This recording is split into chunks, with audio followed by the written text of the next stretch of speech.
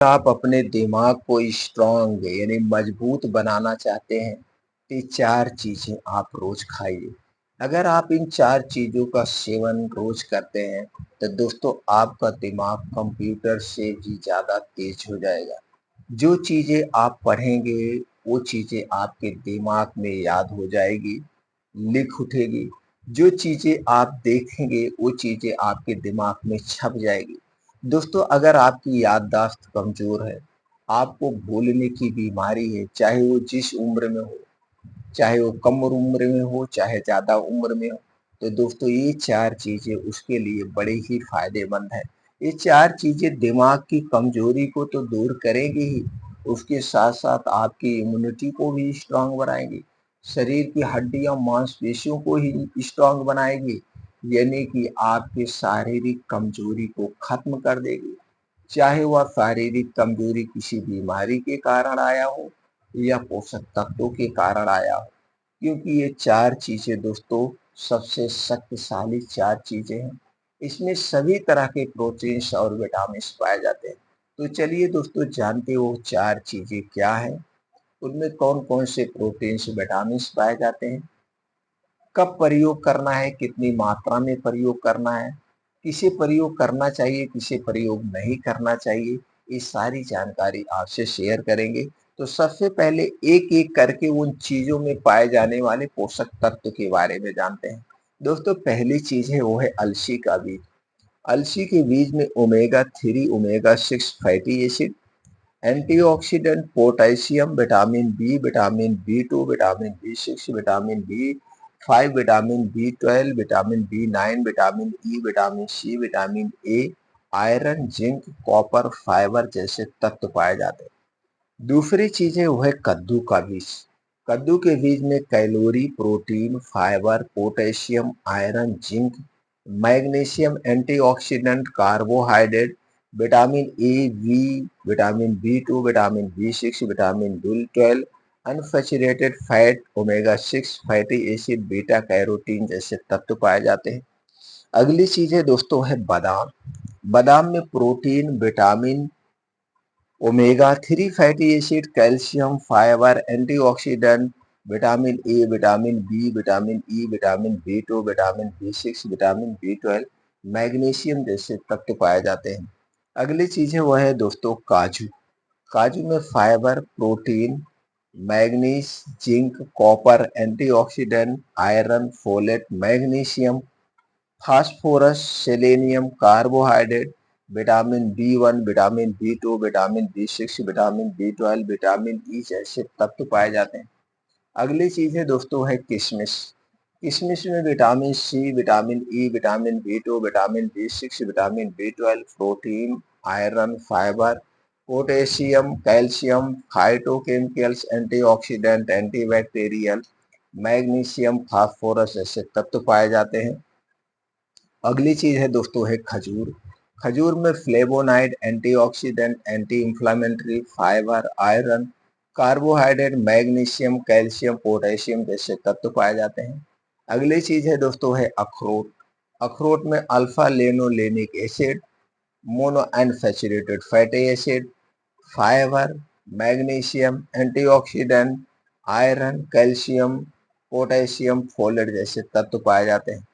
अगली चीज है दोस्तों है मूंग। मूंग में antioxidant, anti fungal, anti inflammatory, fibre, protein, amino acid, carbohydrate, vitamin A, vitamin B, vitamin C, vitamin E, vitamin B 2, vitamin B 6, vitamin B 12, phosphorus, potassium, zinc, iron जैसे तत्व पाए जाते हैं। अगली चीज है दोस्तों है शंख पुष्पी। शंख पुष्पी में antioxidant, anti inflammatory, alkaloid, fatty acid, linolenic acid, fibre, calcium जैसे तत्व पाए जाते हैं। अगली चीज है दोस्तों है अश्वगंधा। अश्वगंधा में antioxidant, anti inflammatory, antibacterial, liver tonic का भी काम करता है, calcium, vitamin C, fibre, iron, potassium जैसे तत्व पाए जाते हैं। दोस्तों ये चीजें आपने देखा और इसमें दोस्तों भरपूर मात्रा में वो सारे प्रोटीन्स, विटामिन्स पाए जाते हैं जो हमारे स्वास्थ्य के लिए बहुत जरूरी होते हैं। तो चलिए जानते हैं इनका सेवन कब करना है। पूरे दिन की डाइट आपको हम बताएंगे दोस्तों। सुबह क्या लेना है, शाम को क्या लेना है और दोपहर में क्या लेना है। तो दोस्तों ये सबसे पहले इन बीजों को कैसे खाना है वो जानते हैं। दोस्तों इन बीजों को आपको मार्केट से खरीद के लाना है, अच्छी तरह से धुलना है। धुलने के बाद इसे किसी मिट्टी के बर्तन में रात को भिगो देना है। मिट्टी के बर्तन में रात को भिगो देना है और सुबह जब आप योगा प्राणायाम मेडिटेशन करके घर वापस आएंगे तो सबसे पहले बैठ के इसे चबा चबा के ऐसे खा जाना है। चबा चबा के खा जाना है। इसे खाने के बाद तब तक कुछ नहीं खाना पीना है जब तक अच्छी सी भूख ना लग जाए। चाहे 3 घंटा बीत जाए, चाहे 4 घंटा बीत जाए, चाहे 5 घंटा बीत जाए, आपको कुछ भी नहीं खाना है जब तक आपको अच्छी सी भूख ना लग जाए।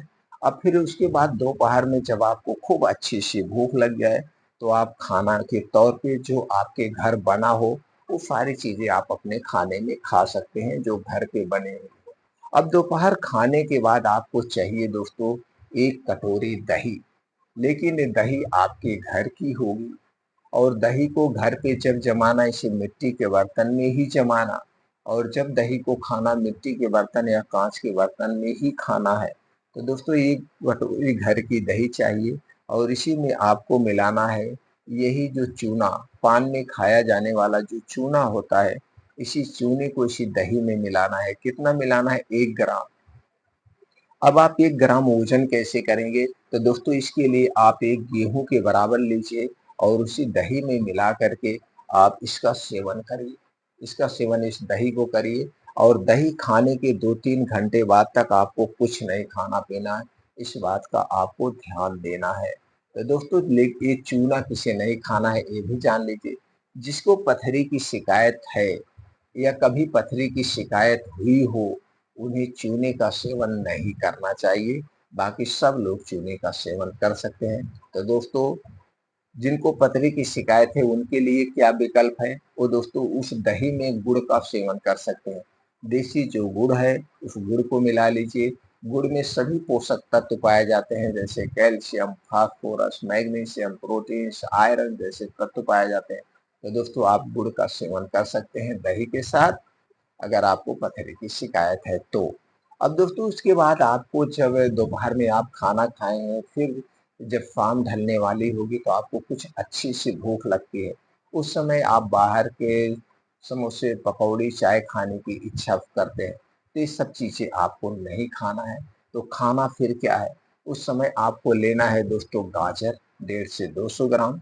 इसी के साथ में आप चुकंदर लीजिए तो 50 ग्राम चुकंदर, 150 से 200 ग्राम गाजर लेकर के धुल के ऐसे इसको खा सकते हैं या आप इसका जूस निकाल करके इसका जूस आप पी सकते हैं। बस जूस पीने के 1.5-2 घंटे बाद तक कुछ नहीं खाना पीना है। इस बात का आप ध्यान देंगे। अब रात में सोते समय आपको क्या करना है? जैसे आपने रात का खाना कब खाना है? रात का खाना दोस्तों आपको शाम को 6 बजे खाना है। अब रात 8 बजे आपको 1 गिलास दूध चाहिए। लेकिन ये दूध आपके घर का होगा और अगर देसी गाय का दूध मिल गया अगर सबसे अच्छा है। पैकेट का दूध बिल्कुल नहीं चाहिए। अब इस घर के दूध को आप गर्म कर लीजिए। गर्म करने के बाद इस दूध को गैस से उतार लीजिए। अब इसी में आपको मिला देना है शंख पुष्पी। शंख पुष्पी का पाउडर आपको मार्केट में मिल जाएगा, किसी अच्छी कंपनी का लाना है। आधा चम्मच शंख पुष्पी का पाउडर मिलाना है और आधा चम्मच त्रिफला ओ अश्वगंधा का पाउडर, आधा चम्मच शंख पुष्पी और आधा चम्मच अश्वगंधा का पाउडर मिला करके इसी दूध को आपको पीना है रात 8 बजे। दोस्तों 6 बजे आपने खाना खाया है, रात को 8 बजे इसी दूध को पीना है। 8 बजे दूध पीने के बाद अब आपको 10 बजे सोना है। तुरंत आपको नहीं सोना है, 10 बजे सोने जाना है जिससे ये दूध सही ढंग से पच जाए। अगर दोस्तों ये फार्मूला आप अपनाते हैं तो आपका दिमाग कंप्यूटर से भी ज़्यादा तेज हो जाएगा। लेकिन जब आप इस फार्मूले का प्रयोग करेंगे, ये चीज़ें आप खाएंगे, तब दोस्तों आपको कुछ परहेज भी करना पड़ेगा, तभी आपको पूर्ण रूप से फायदा मिलेगा। परहेज क्या करना है दोस्तों? घर से बाहर की बनी हुई कोई भी चीज नहीं खाना है।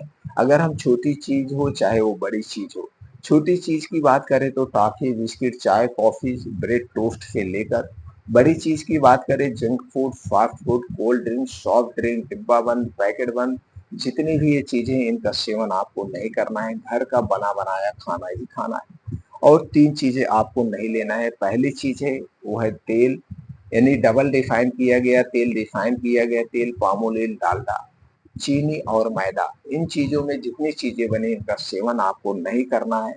और डेली दोस्तों आपको 2 घंटे योगा, प्राणायाम, मेडिटेशन करना है। जैसे किसी भी कीमत पर आपको दोस्तों 4 से 5 बजे उठना है और 5 से 7 2 घंटा योगा करिए, 5 से 6 किलोमीटर का मॉर्निंग वॉक करिए, प्राणायाम करिए। 2 घंटे जब आप मेहनत करेंगे और इन चीजों का सेवन करेंगे, तो दोस्तों कुछ ही दिनों में आपके शरीर में अजीब सा बदलाव होगा। दोस्तों, हमने जो भी जानकारी आपसे शेयर किया है, जानकारी सुनने के बाद आपके मन में जो भी प्रश्न उठ रहा है, उस प्रश्न का समाधान आप कमेंट सेक्शन के माध्यम से जान सकते हैं। उस प्रश्न को आप पूछ सकते हैं।